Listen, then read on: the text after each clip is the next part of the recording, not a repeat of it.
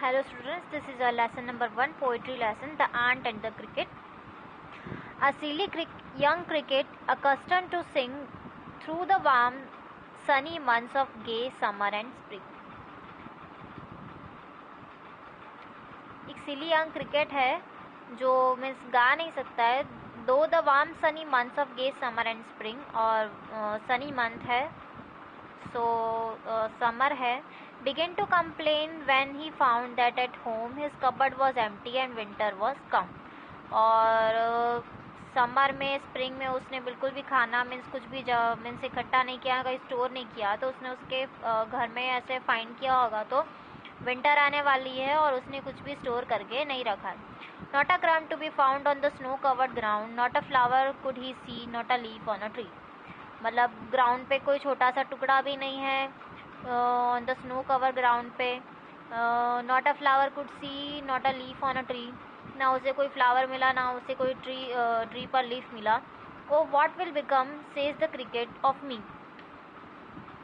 अब मैं कैसे रहूँगा, मैं कैसे खाऊंगा. सो ही वॉज, मतलब उसे काफ़ी टेंशन होती है. At last by starvation and famine made bold, all dripping with wet and all trembling with cold.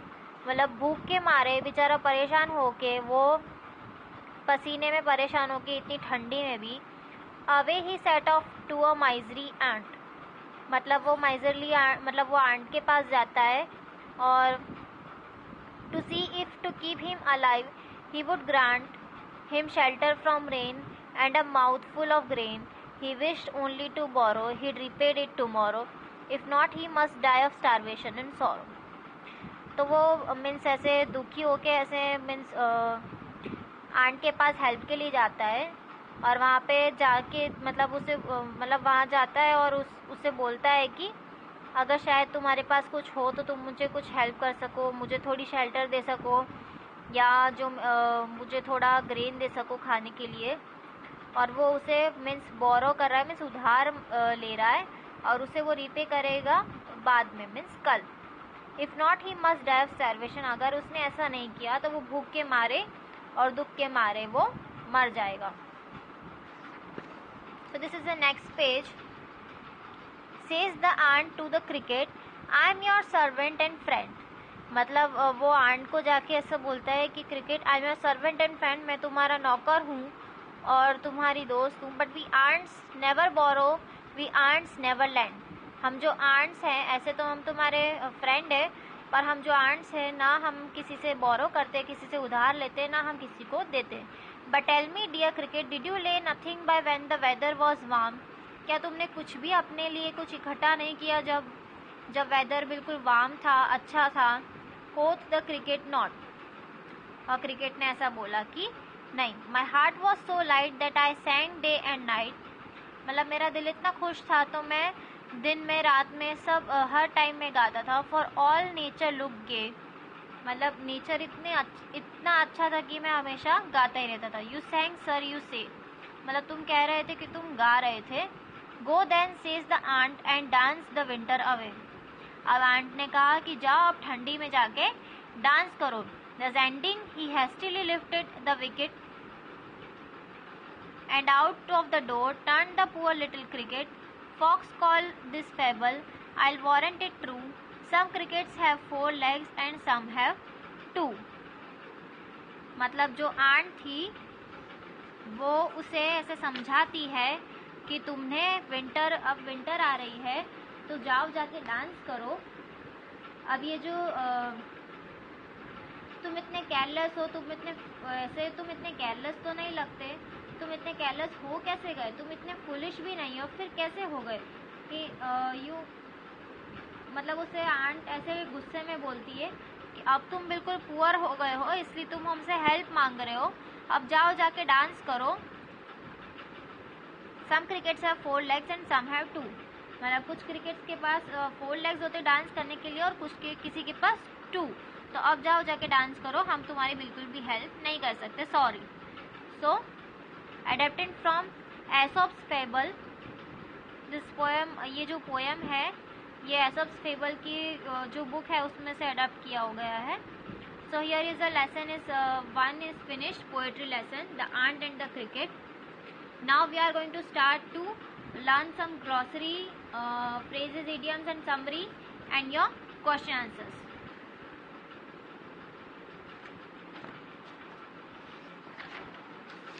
So this is your glossary. Crumb, morsel, bit.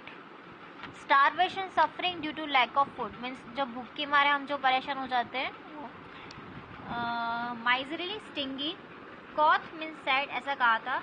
Wicket, small gate. Fox, common people. Warrant, declare. ये ऐसा aunt ने उसे warrant करता था, means declare करता था कि हम तो तुम्हारी हेल्प नहीं करेंगे. Phrases and idioms. Accustomed to, used to, habitate. Habituated मतलब जो जिसकी हैबिट में आ जाता है ऐसा. Set off means started.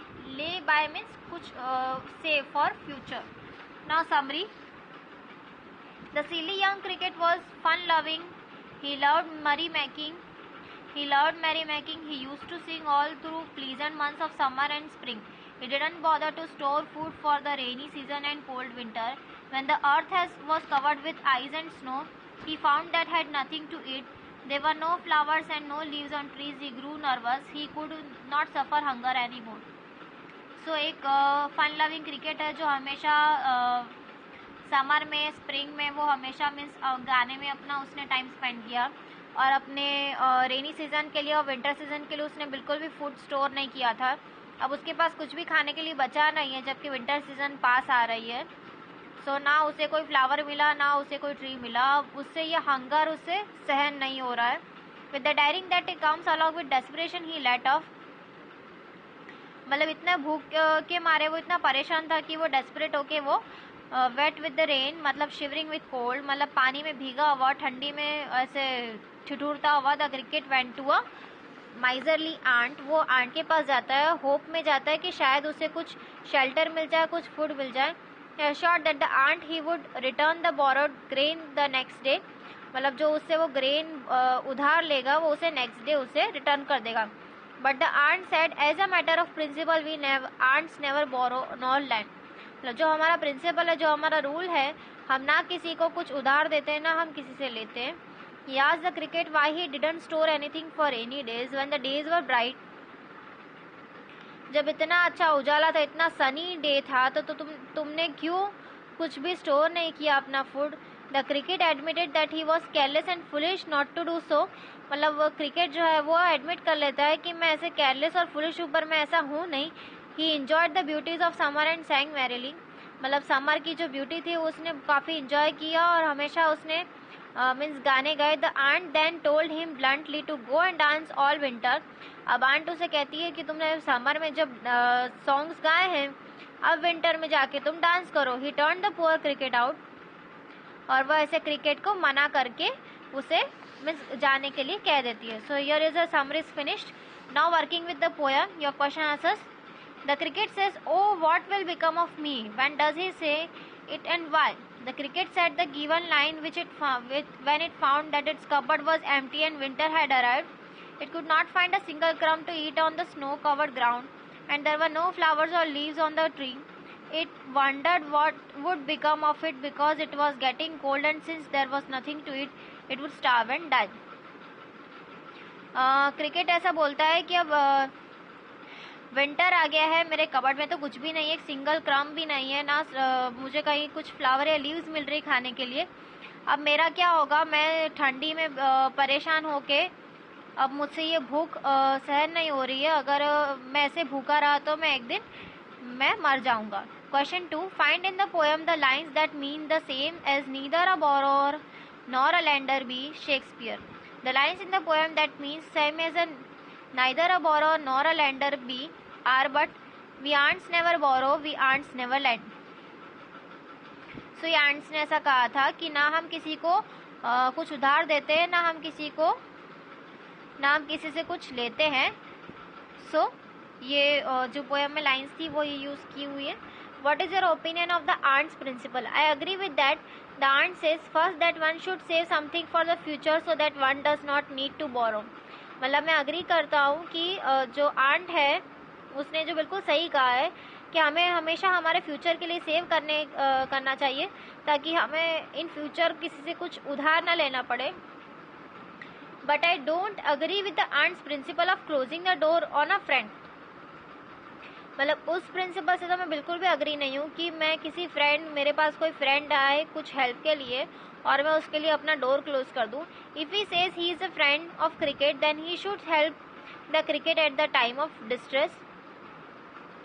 मतलब पोएम ने उसने जैसा कहा, आंट ने जैसा बताया कि मैं क्रिकेट की फ्रेंड हूँ, तो उसे उसकी हेल्प करनी चाहिए. Since I believe that a friend is a friend indeed. जब किसी फ्रेंड को नीड चाहिए होती है, हमारी किसी फ्रेंड को हमारी ज़रूरत होती है, तो इस दूसरे फ्रेंड को उसकी हमेशा हेल्प के लिए उसके पास रहना चाहिए. The ant tells the cricket to do dance the winter away. Do you think the word dance is appropriate here? If so why? The aunt told the cricket to dance the winter away because when it asked the cricket what it did in the summer and why it had not stored any food for summers. मतलब जब cricket ने ऐसा कहा था कि ऐसा word इसलिए use किया गया है, क्रिकेट ने ऐसा कहा था कि समर में उसने कोई फूड स्टोर नहीं किया और उसने मीन्स सॉन्ग गाए हैं. Cricket answered that it sang through the warm and sunny months of summers. Therefore, in reply to this, the aunt asked the cricket to dance in winter away just like it sang all through the summers. Though it seems a bit cruel on the part of the aunt, the expression sounds apt in the context. मतलब जो उसने dance वाला word जो use किया वो appropriate तो नहीं है, बट जिस टाइप से क्रिकेट ने ऐसा कहा था पोएम ने कि वो उसने हमेशा समर टाइम में उसने हमेशा सॉन्ग्स गाए, तब विंटर टाइम में आंट ने ऐसे रिफ्यूज़ करते हुए उसे बोला कि अब जाके डांस करूँ. Which lines in the poem express the poet's comment? Read them aloud. The lines in the poet that express the poet's comment are: folks call this a fable, I warrant it true. Write the comment in your own words. This comment by the poet means that the poem is indeed a fable, as it had a moral behind it. The cricket did not have anything to eat during the winter because it did not bother to set aside some food during the summers. It was negligent and sang all through the summers. The ant on the other hand had built a nice home for itself and had built up a store of food so that it would not starve during the winters. It worked hard during summers to achieve this. Thus the moral of the poem is to be prepared for the adverse times and always work hard instead of being negligent. Means इस lesson में ऐसा moral है story का, जो cricket है उसने summer time में कुछ भी नहीं किया है, कुछ भी फूड स्टोर नहीं किया, हमेशा ऐसे एंजॉय किया है. बट ना हमें किसी से मीन्स किसी से उधार लेना पड़े, ना हम किसी के पास ऐसे जाए help as a needy person. उसकी बजाय आंट ने अपने लिए एक अच्छा सा घर बनाया हुआ है, एक अच्छा सा फूड स्टोर किया है विंटर में, ताकि उसे भूख के मारे परेशान न होना पड़े. और उसने समर्स में काफ़ी मेहनत की होगी तभी उसने इतना कुछ अचीव किया है.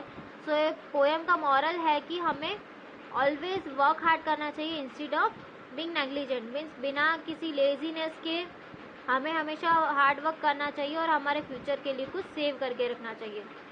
So here is a lesson 1 poetry, The Ant and the Cricket is finished. I hope this video will help you to learn at home. Stay home, stay safe, keep learning and watching this video. Stay tuned to our next session. Bye bye, take care, have a joyful day, have a wonderful day.